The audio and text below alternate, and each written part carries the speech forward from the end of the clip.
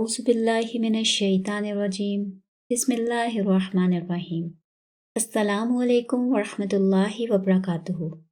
اللہم انی اسألک من فضلک العظیم۔ اے اللہ، میں آپ سے آپ کے عظیم فضل کا سوال کرتی ہوں۔ آج کی ہماری صورت ہے سورہ قاف۔ یہ صورت نمبر 50 ہے اور یہ مکہ میں نازل ہوئی تھی۔ اس کی ٹوٹل 45 آیات اور 3 رکوع ہیں۔ اس کا نام اس کی پہلی آیت میں سے لیا گیا ہے، قاف والقرآن المجید۔ اس صورت کا بنیادی موضوع آخرت ہے۔ صورت کے مضامین کے حوالے سے اس کی آیات کی ڈسٹریبیوشن پر ایک نظر ڈال لیتے ہیں۔ آیت نمبر 1 سے 5 تک کافروں کا رسالت اور آخرت سے انکار کا تذکرہ ہے۔ آیت نمبر 6 سے 11 تک کائنات کے نظام میں سمجھنے والوں کے لیے نشانیوں کا ذکر کیا گیا اور دوبارہ زندہ ہونے کے حق میں دلائل دیے گئے۔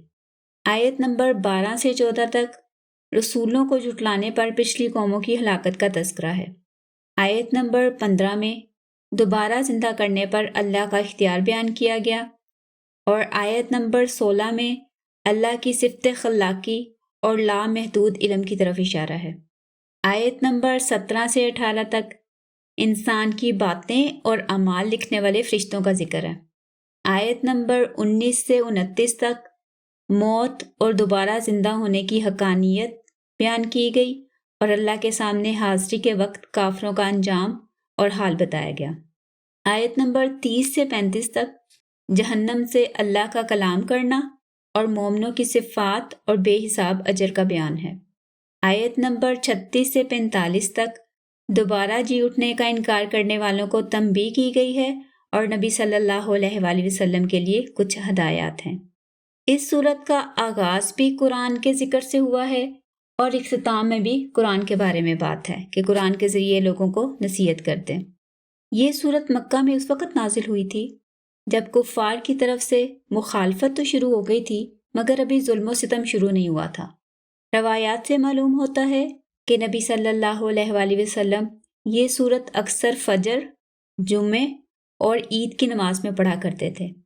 یہاں تک کہ ایک صحابیہ حضرت حشام بن حارثہ کہتی ہیں کہ میں نے یہ صورت نبی صلی اللہ علیہ وآلہ وسلم سے جمعے کے خطبوں میں سن کر ہی یاد کی ہے۔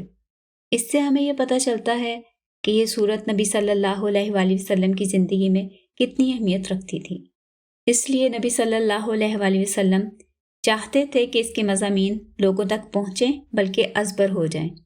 جب رسول صلی اللہ علیہ وآلہ وسلم نے مکہ والوں کو دین حق کی دعوت دینا شروع کی تو سب سے زیادہ انہیں اس بات پر تعجب ہوا کہ مرنے کے بعد دوبارہ اٹھایا جائے گا اور تب انسان اللہ کے سامنے پیش ہوں گے اور ان کے تمام اعمال کا حساب کتاب ہوگا۔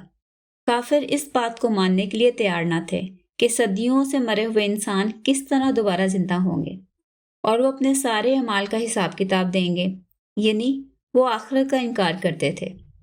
تو اللہ تعالیٰ نے ان کے اعتراضات اور سوالات کے جواب میں یہ صورت نازل فرمائی۔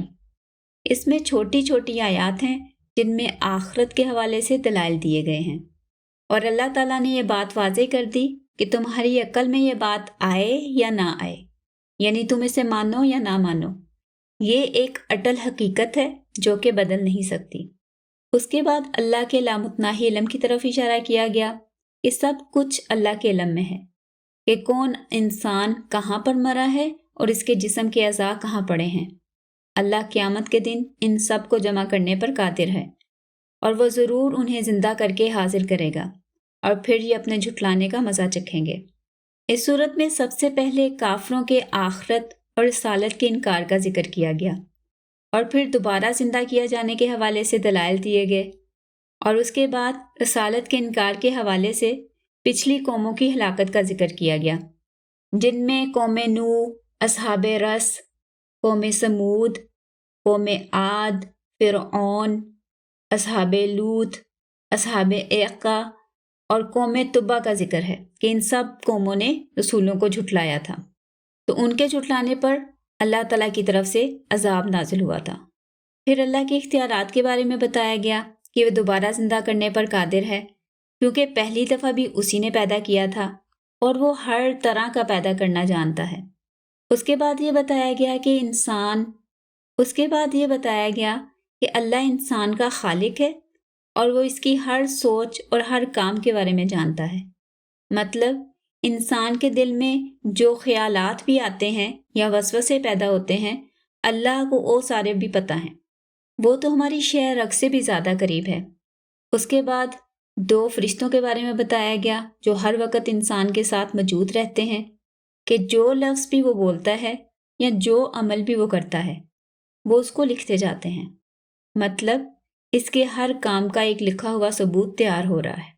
اگلی آیات میں موت اور دوبارہ زندہ ہونے کی حقیقت کو واضح کیا گیا، اور اللہ کے سامنے حاضری کے وقت کافروں کا جو حال ہوگا اور ان کا جو انجام ہے اسے تفصیل سے بیان کیا گیا۔ پھر جہنم کی وسعت بتانے کے لیے اللہ تعالیٰ کا جہنم سے سوال کا ذکر ہے کہ جب وہ جہنم سے پوچھیں گے کیا تو بھر گئی، تو وہ جواب میں کہے گی کچھ اور بھی ہے، یعنی اس کے اندر ابھی بھی مزید لوگوں کی گنجائش موجود ہوگی۔ پھر مومنوں کی صفات اور ان کے بے شمار اجر کے بارے میں بتایا گیا۔ اس کے بعد دوبارہ جی اٹھنے کا انکار کرنے والوں کو خبردار کیا گیا کہ ایک دن ان سب کو ہماری ہی طرف لوٹ کر آنا ہے، اور پھر ہم ان کے سارے اعمال کا حساب لیں گے۔ اور نبی صلی اللہ علیہ وآلہ وسلم کو کچھ ہدایات دی گئیں کہ صبح و شام اپنے رب کی تسبیح بیان کریں، اور ساتھ ہی ان کو تسلی دی گئی کہ یہ کافر لوگ جو کچھ بھی آپ کو جواب دیتے ہیں یا آپ کے بارے میں جو بھی باتیں بناتے ہیں ہمیں سب معلوم ہے، آپ ان کو زبردستی مسلمان نہیں کر سکتے۔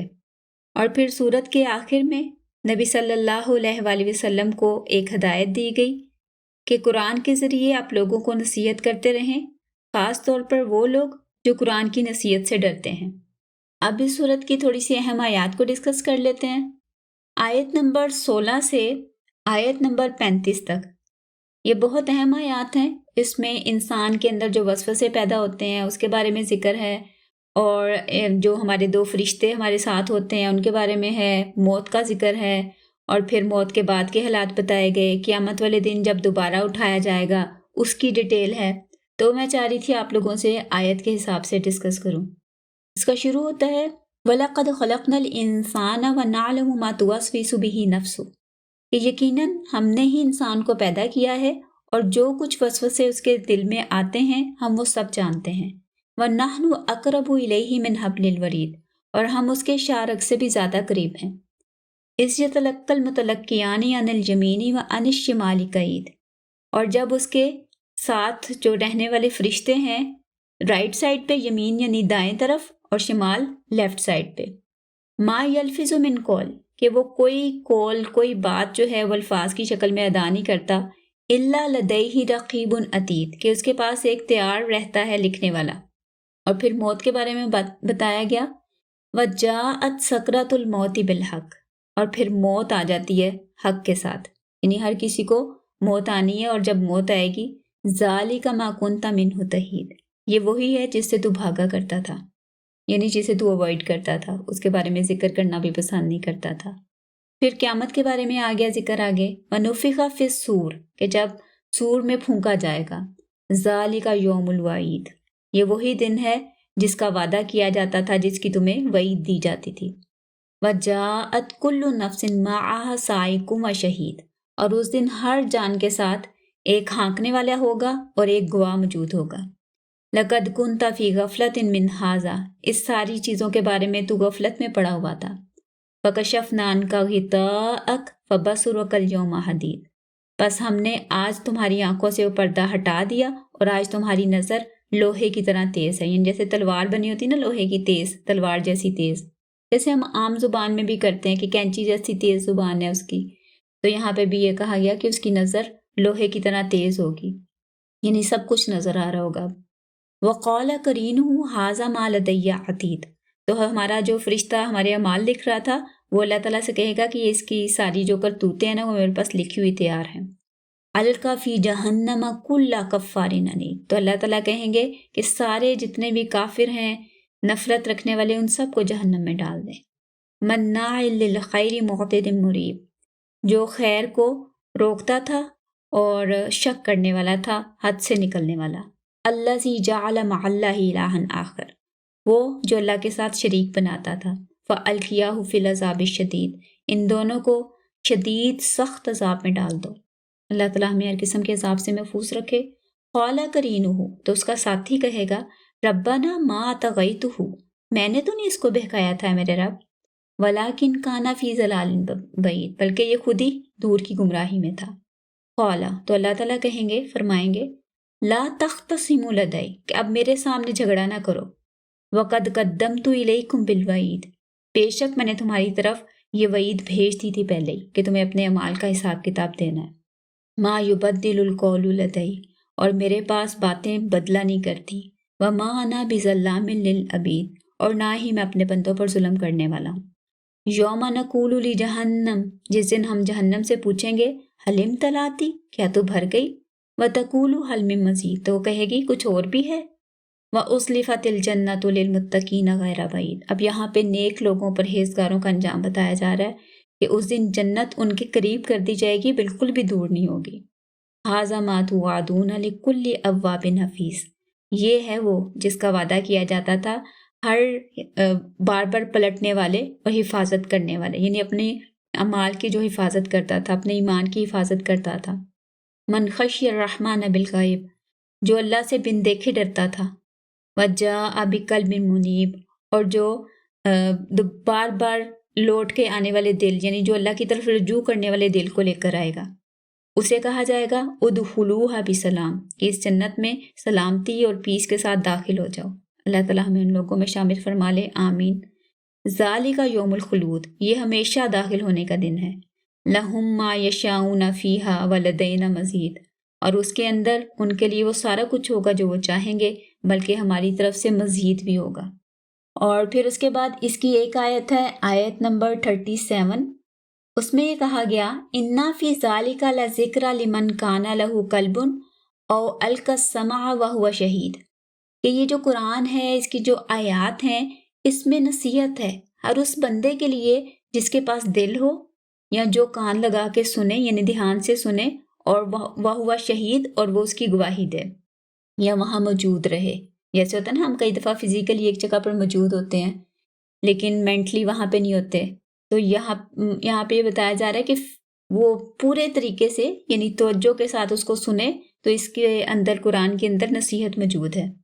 اور پھر آیت نمبر 38 میں بتایا گیا وَلَقَدْ خَلَقْنَا السَّمَاوَاتِ وَالْأَرْضَ وَمَا بَيْنَهُمَا فِي سِتَّةِ أَيَّامٍ، کہ ہم نے یقیناً زمین و آسمان کو اور جو کچھ اس کے درمیان ہے 6 دنوں میں بنایا۔ وَمَا مَسَّنَا مِن لُغُوبٍ، اور ہمیں کسی تھکن نے نہیں چھوا۔